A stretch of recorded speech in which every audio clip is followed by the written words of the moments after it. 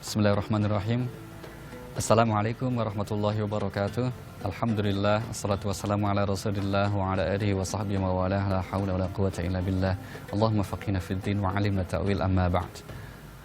Anak rantau, saya kira sebuah istilah yang banyak atau sering kita dengar, dan umumnya kita memang semua anak rantau. Saya yakin juga para pemirsa memiliki keluarga atau bahkan juga berpengalaman menjadi anak rantau. Bagaimana kita menjelaskan tentang fenomena perantauan ini? Di Al-Quran dinyatakan bahwa yang disebut kematian, kehidupan itu memang sebagai ujian. Misalnya surah 67 ayat 2 Allah berfirman, Alladzi khalaqal mauta wal hayata liyabluwakum ayyukum ahsanu amala. Dialah yang menjadikan mati dan hidup untuk menguji kamu. Siapa di antara kamu yang baik amalnya? Siapa yang di antara kamu yang baik perbuatannya, pekerjaannya? Karena hidup ini sebagai tempat kita ujian. Bagaimana seseorang merespon atas ujian, nah itulah yang menjadi kualitas orang tersebut. Jenis ujian hidup secara garis besar cuma dua macam. Ujian hidup itu dua macam saja. Ini tegaskan misalnya di surah nomor 21 ayat yang ke-35, kullu nafsin dha'iqatul maut wa nabluukum bisyarri wal khairi fitnah. Setiap orang akan mati, dan sebelum mati kami akan uji kalian dengan apa? Dengan kesusahan dan kesenangan sebagai cobaan. Jadi ujian hidup cuma dua, kesusahan dan kesenangan.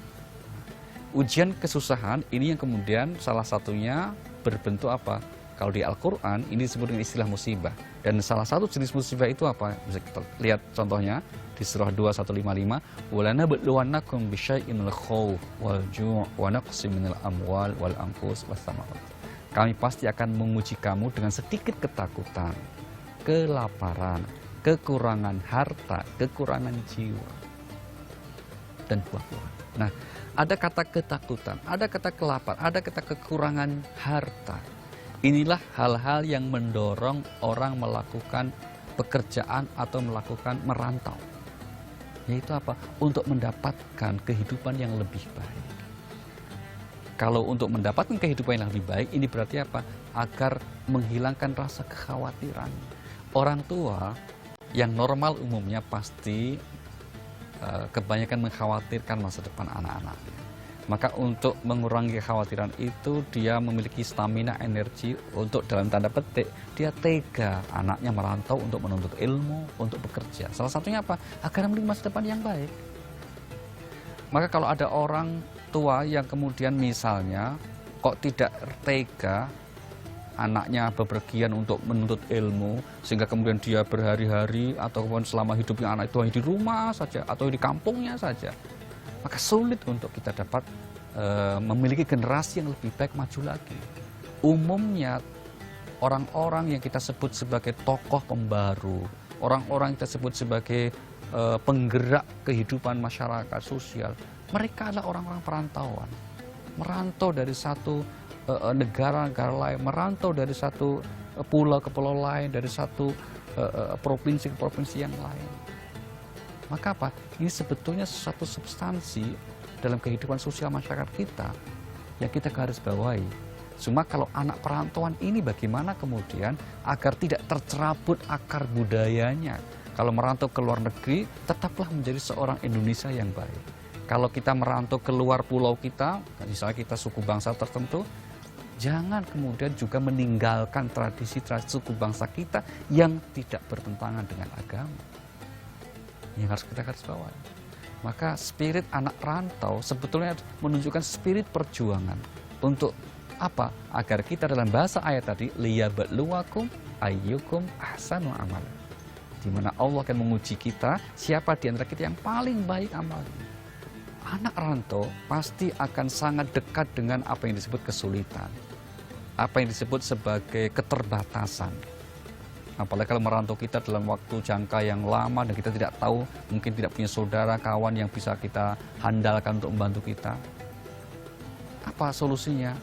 Kalau kembali kepada petunjuk agama, misalnya di surah nomor 3 ayat 142 Allah berfirman, am hasibtum an tadkhulul jannah walamma ya'lamillahu alladhina jahadu minkum wa ya'lamas sabirin.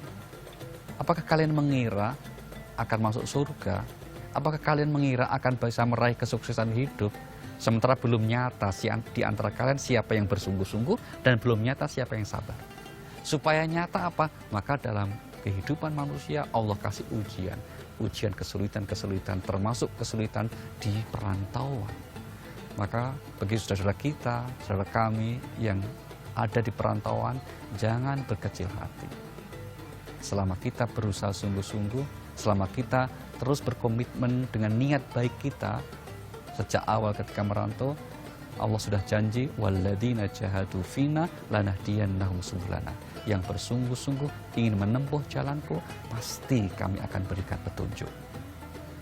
Maka kerinduan kita di perantauan terhadap kampung halaman kita, itulah yang kemudian juga kita seringkali menginginkan untuk kembali atau yang disebut mudik. Tapi karena dalam situasi pandemi, dalam situasi wabah COVID-19, di mana kita agar menjaga jarak, di mana kita agar membatasi pertemuan dengan saudara kita, orang lain, demi apa? Demi segera menghentikan wabah ini. Maka insya Allah niat baik kita tidak mudik itu, niat baik kita untuk tetap di perantauan menjadi juga amal ibadah kita. Karena apa? Berarti kita menaati pemerintah kita, menaati ulil amri. Dan jangan lupa, menaati ulil amri adalah bagian dari perintah agama kita. Semoga kita semua yang berada di perantauan, Allah memberikan perlindungan. Kita semua yang berada di perantauan, Allah memberikan bimbingan, sehingga meskipun jauh dari keluarga dan orang tua khususnya, kita tetap dalam lindungan, nikmat dan karunia. Wassalamualaikum warahmatullahi wabarakatuh. Terima kasih banyak Ustadz Ali Nurdin. Saya harus menutup acara ini. Saya sadar sekali bahwa kalian semua yang ada keluarga di daerah-daerah tertentu atau di kampung halamannya pasti ingin pulang kampung, pasti ingin mudik. Tapi tadi kita udah bicara panjang lebar tentang resiko-resiko yang ada kalau kita mudik pada saat ini. Kalau kita sayang pada mereka yang ada di kampung, harusnya kita tidak mudik. Jadi pertanyakan sayang Anda pada mereka. Kita harus mengerti bahwa kita mungkin saja carrier dari COVID-19 ini, dan akhirnya kita akan menularkan pada orang-orang tua yang ada di sana. Dan artinya bisa saja kita tidak bisa melihat mereka lagi nanti kalau ada apa-apa. Jadi kalau sayang pada mereka, mungkin ini adalah saatnya kita bertahan diri dulu. Lebih baik kita tidak mudik sekarang, tapi kita bisa mudik untuk tahun-tahun ke depannya. Saya Deddy Kobusier, selamat menjalankan ibadah puasa. Dan ini dia Kokom Band.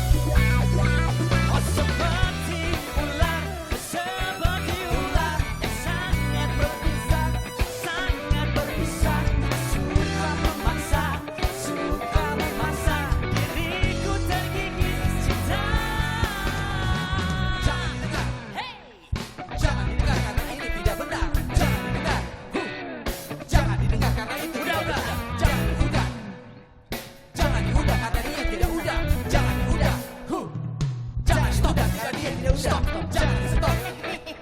Jangan di stop karena dia tidak stop. Jangan di stop. Jangan di stop karena dia tidak stop. Jangan direpot.